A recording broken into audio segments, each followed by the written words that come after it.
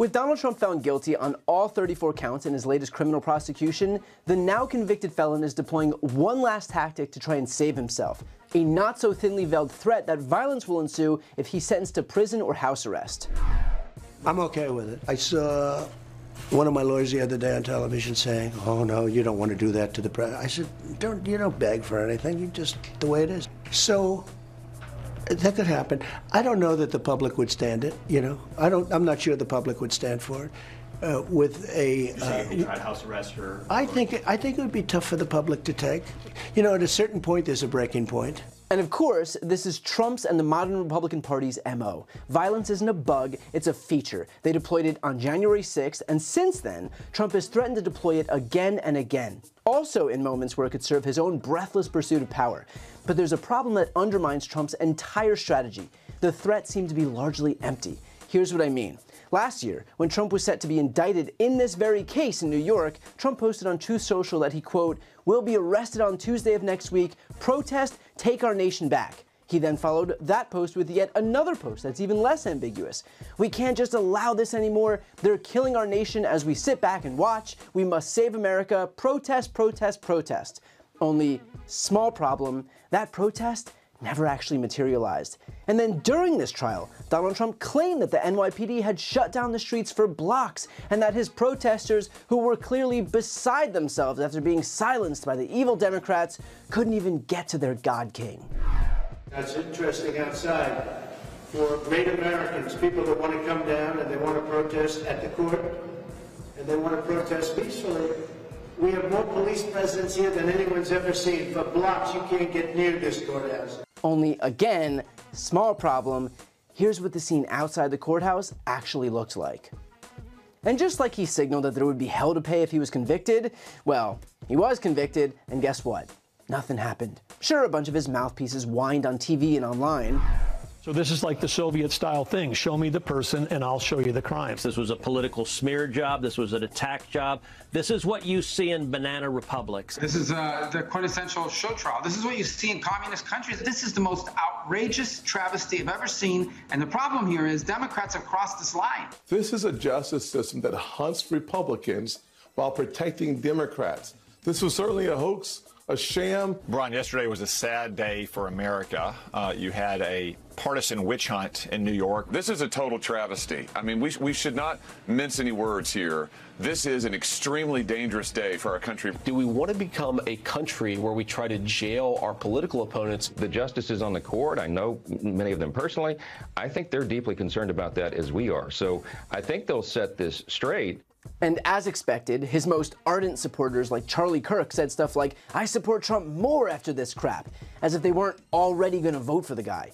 But other than his breathless sycophants whose entire identity is wrapped up in their slavish devotion to the guy, there was no major show of support, no protests, certainly no violence. And that's got to be especially worrisome for Trump, considering his strength is derived from the optics that his supporters will heed his every beck and call.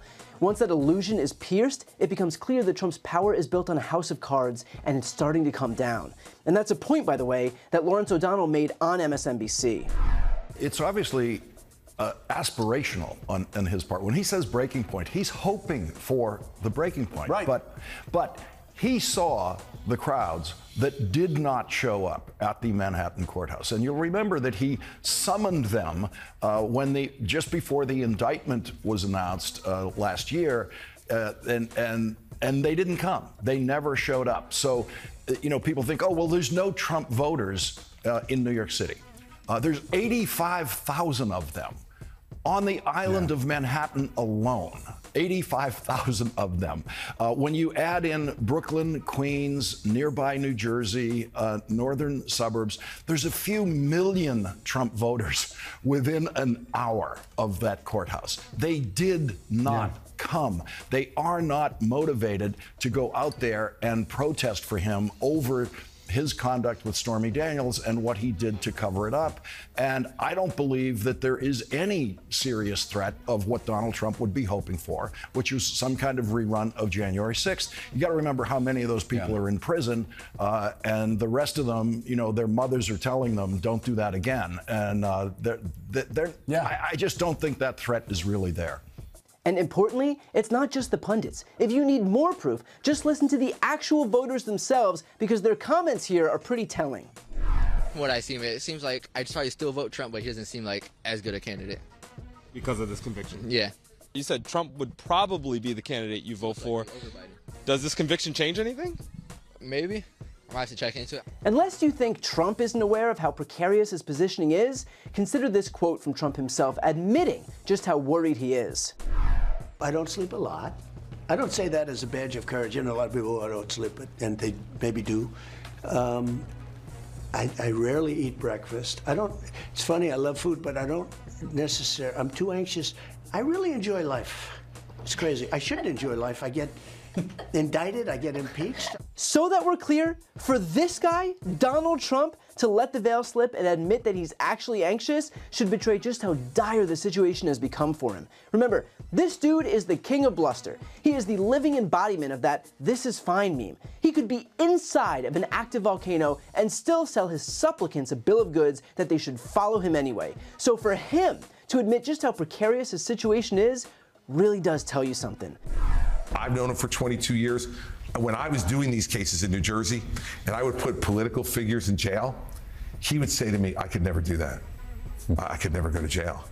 And I'm telling you, no matter what he says, no matter how he's bragging and going on and on about him not being afraid, he goes to bed every night thinking about the sound of that jail cell door closing behind him.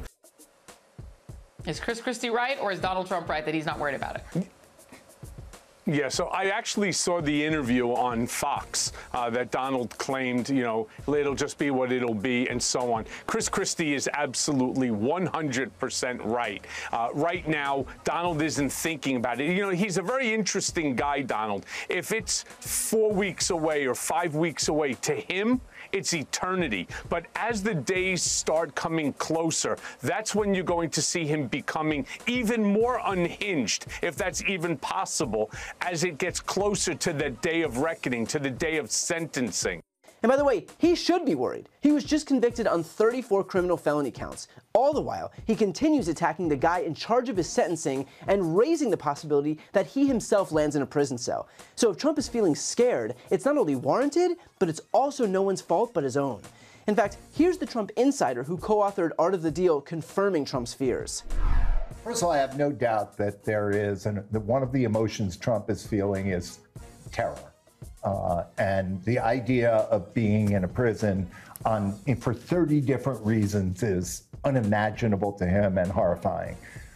Second of all, he lives in a massive state of denial, and so all the energy now is around saying that this was, you know, a setup. Yeah. All the various things that he said. But I think he is sitting in a state that really tests whatever level of mental health he currently has.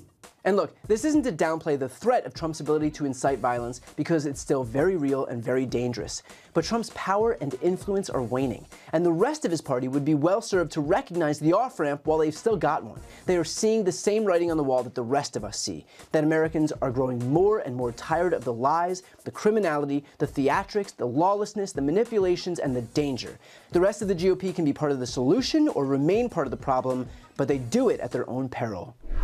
Before you go, to see more content from MSNBC, make sure to subscribe to this channel by clicking the link right here on this screen. And you can also follow the link to see some exclusive content only on TikTok.